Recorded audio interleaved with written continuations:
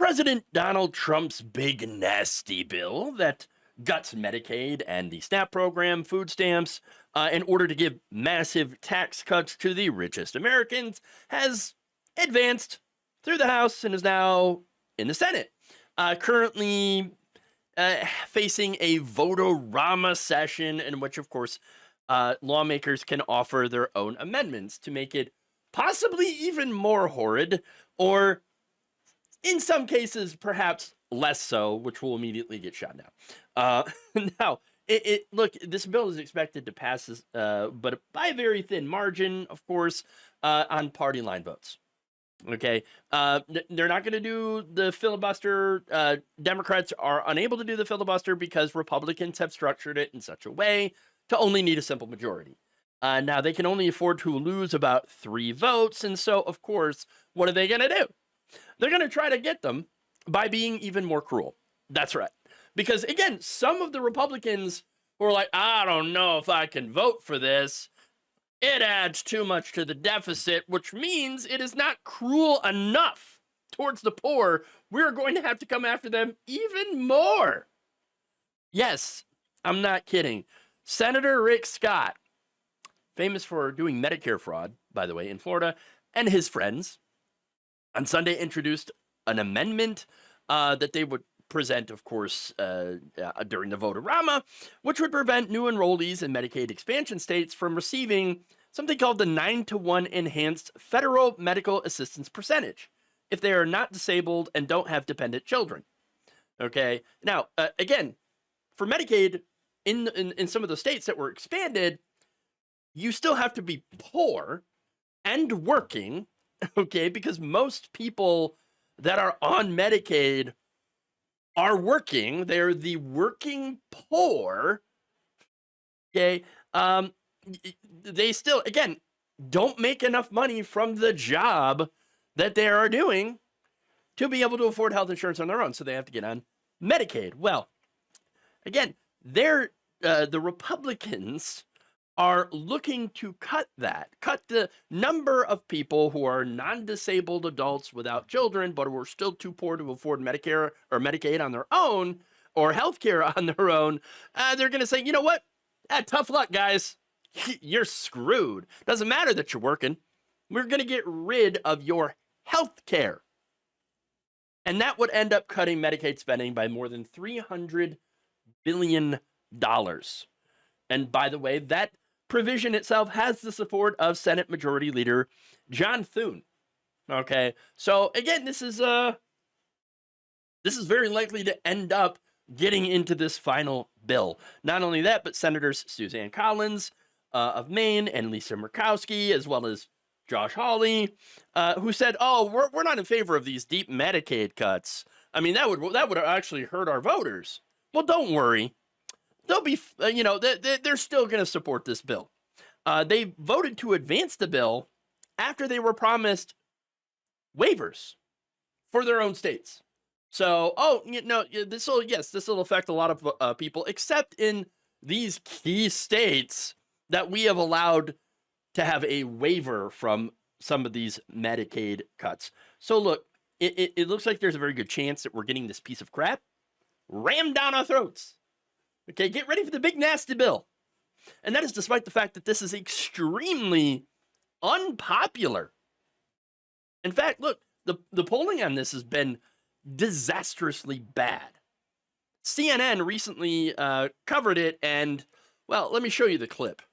Awful. They think it's horrible. And to quote our colleague Charles Barkley, terrible, terrible, terrible. What are we talking about here? Well, let's take a look at the net favorable rating on the big, beautiful bill.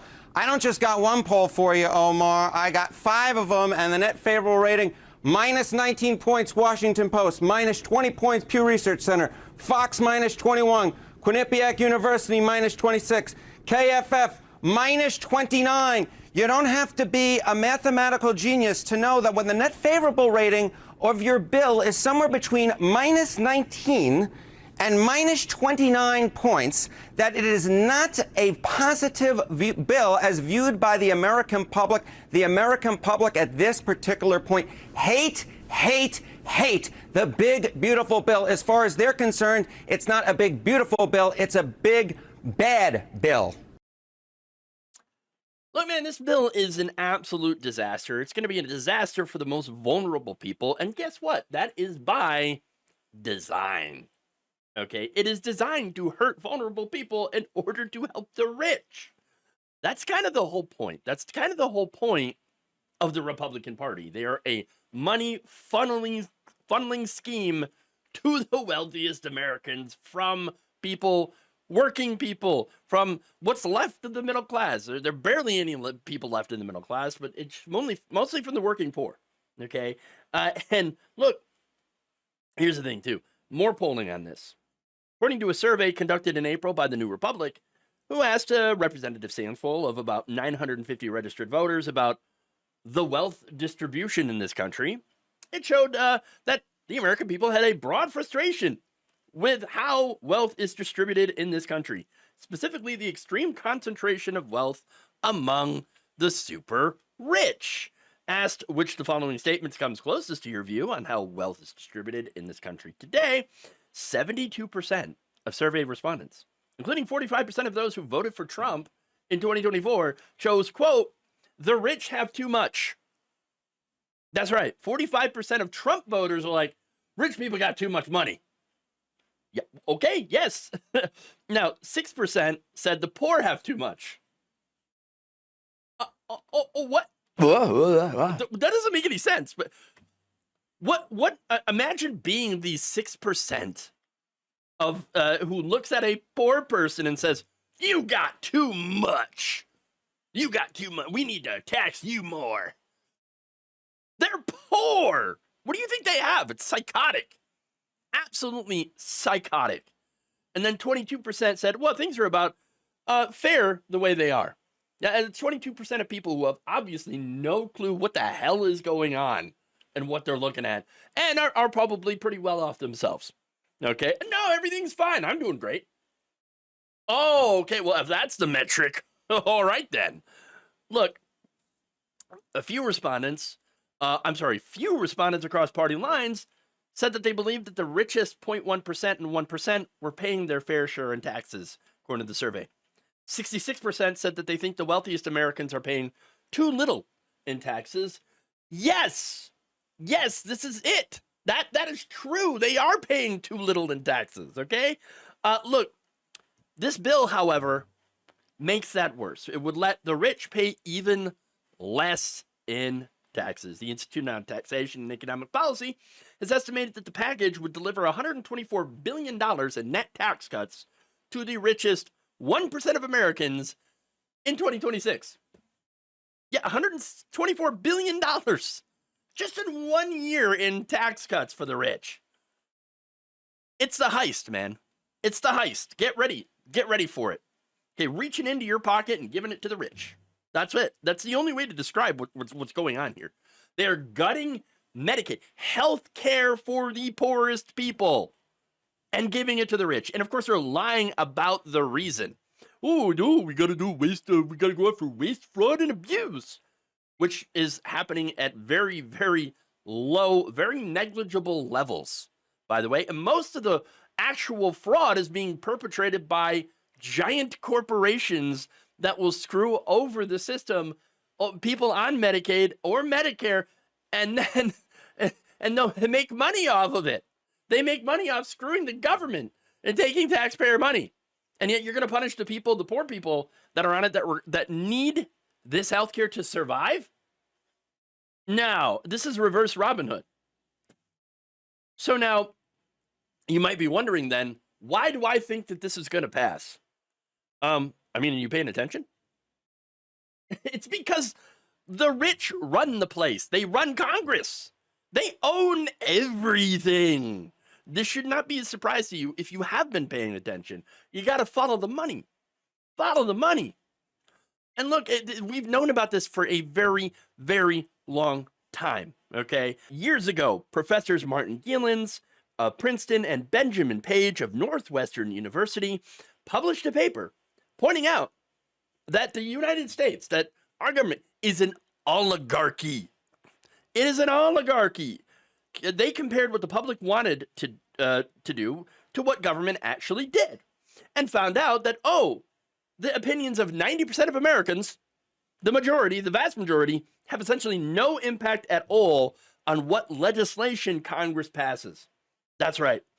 In fact, this is a Princeton paper, okay? Princeton study. The preferences of the average American appear to only have minuscule, near zero, statistically non-significant impact upon public policy. What does have influence, they found? Well, money. Of course it does. Money! Money! That's it! The economic elites, the business interests, the people who can afford the lobbyists, they have all the influence. The moneyed interests always get what they want. The so-called right-wing populists aren't actually really populists. They continue to give the rich everything that they want. Donald Trump, Josh Hawley, all of them. The majority of Congress, they always give everything to the rich because they are who fund them. That's the reality. I mean, you've got, politicians who get legalized bribes from these corporations. Look, and by the way, that's why it takes so much money to actually run and win. To win a Senate seat, even back in 2014, candidates had to raise about $14,000 a day. That number has only increased in the years since. And since just 0.5% of Americans, 0.5%, typically donate more than $10,000, in any election, you know exactly who they're going to represent when they win. That's why the terrible polling is not going to stop this bill.